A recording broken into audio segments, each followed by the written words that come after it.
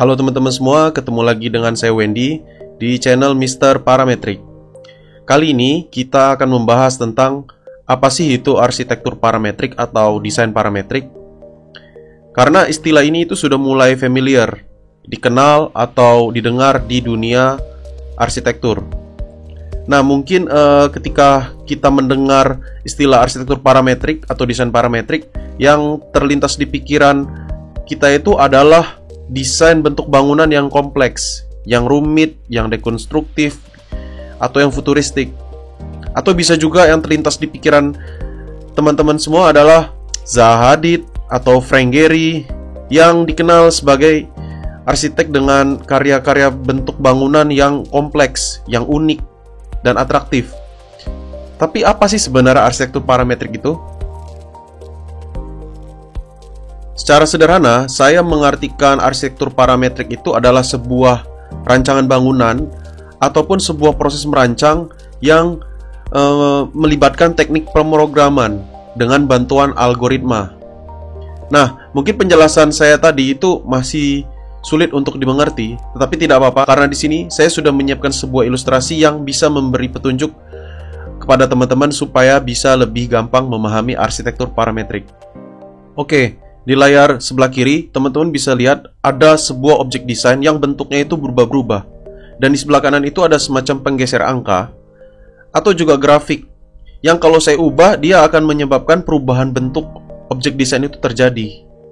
Nah, intinya di sini tuh saya bisa melakukan eksplorasi dan manipulasi bentuk secara instan berbasis pada perubahan parameter yang ada di sebelah kanan ini, teman-teman.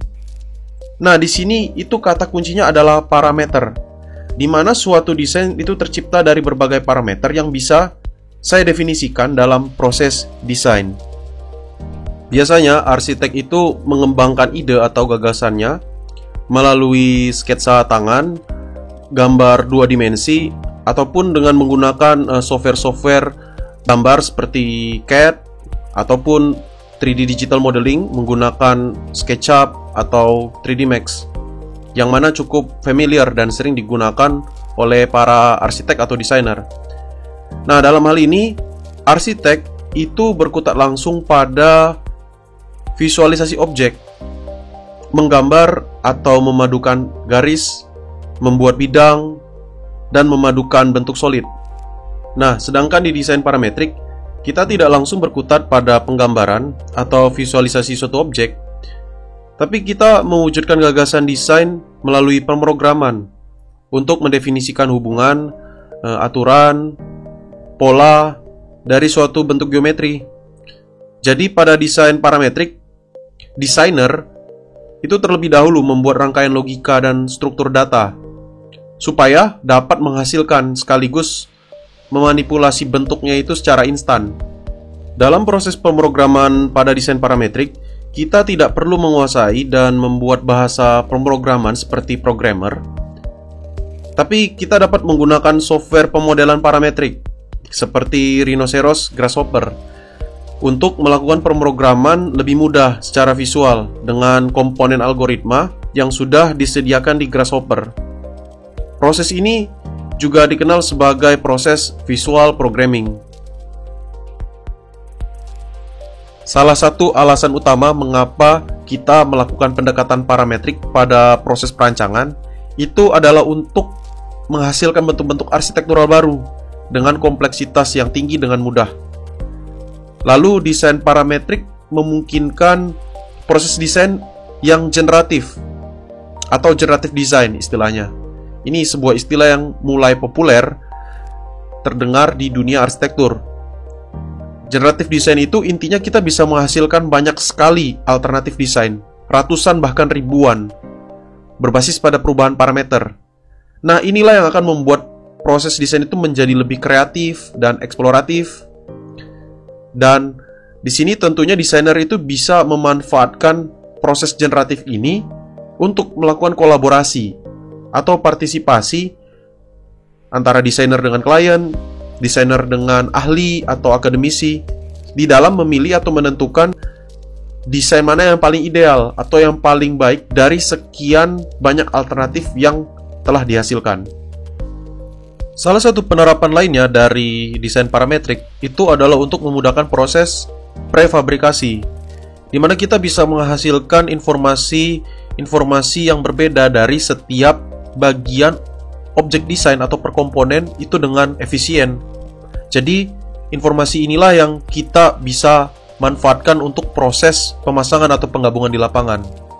Misalnya pada desain Serpentine Pavilion yang dirancang oleh Bjarke Ingels, kita bisa lihat bahwa di sini Serpentine Pavilion itu terdiri dari box-box. Sederhana sekali sebenarnya, hanya kotak-kotak. Tapi bagaimana kotak-kotak ini memiliki koordinat yang berbeda-beda, yang sedemikian rupa ketika dipadukan bisa menghasilkan bentuk yang kompleks dan atraktif seperti ini.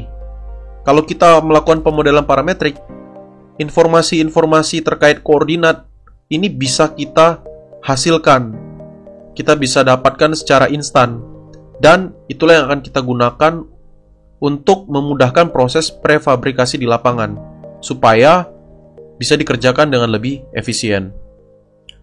Menurut saya, tren arsitektur parametrik ini sebenarnya baru permulaan, karena sekarang software pemodelan parametrik sudah mulai banyak dikoneksikan ke software-software simulasi bangunan, seperti simulasi pencahayaan, thermal, energi, angin, dan berbagai software simulasi lainnya. Sehingga desain parametrik ini bisa dimanfaatkan secara efisien untuk proses optimisasi desain bangunan.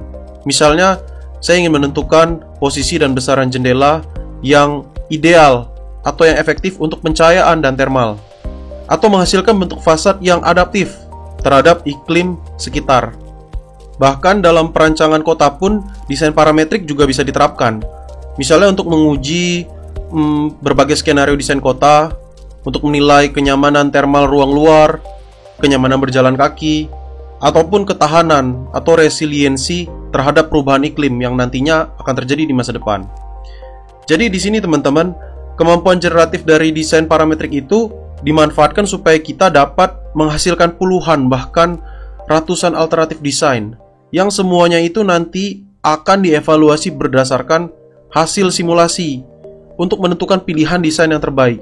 Jadi di sini kesimpulannya adalah kita bisa menentukan desain terbaik berbasis performa dari hasil simulasi. Nah, dari eksplorasi yang sudah saya lakukan, saya melihat bahwa optimisasi desain secara parametrik ini sudah banyak dilakukan pada ranah penelitian arsitektur. Tapi saya masih sedikit menemukan kalau optimisasi desain berbasis parametrik ini dilakukan oleh praktisi di dunia industri bangunan. Dan menurut saya sendiri, desain parametrik ini baru ngetren kurang lebih 1 dekade lalu. Sejak bentuk-bentuk bangunan kompleks, futuristik, dekonstruktif mulai heboh. Bahkan software pemodelan parametrik pun seperti Rhinoceros Grasshopper baru mulai digunakan banyak orang itu tidak lebih dari 1 dekade lalu. Nah, menurut saya ini kesempatan yang bagus jika teman-teman khususnya mahasiswa arsitektur dapat mempelajari dan mempraktekkan desain parametrik dari sekarang. Saya sendiri yakin di masa depan penerapan desain parametrik akan mulai banyak diadopsi dan dipraktekkan dalam dunia perancangan arsitektural untuk memecahkan berbagai masalah lingkungan dan sosial berbasis pada optimisasi atau peningkatan performa desain tadi. Nah, menurut teman-teman bagaimana? Silahkan tuliskan pendapat teman-teman mengenai arsitektur parametrik di kolom komentar. Oke, kalau begitu saya rasa cukup penjelasan saya kali ini tentang arsitektur parametrik. Sekian dari saya. See you. Bye-bye.